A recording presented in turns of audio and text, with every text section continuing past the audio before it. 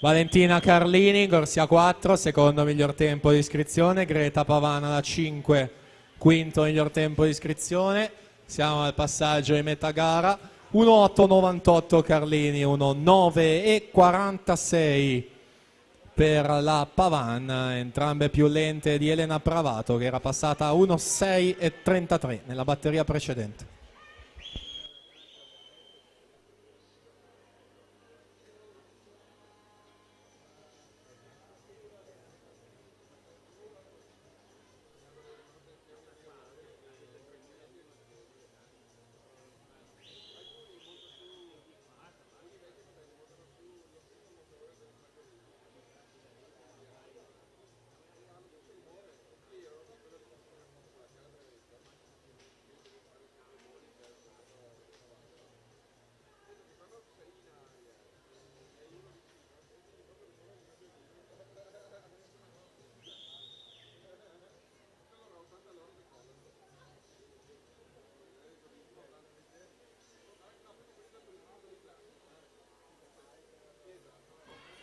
Ultime fasi, Greta Pavan ancora davanti in corsia 5, vediamo dove si posiziona nella classifica provvisoria.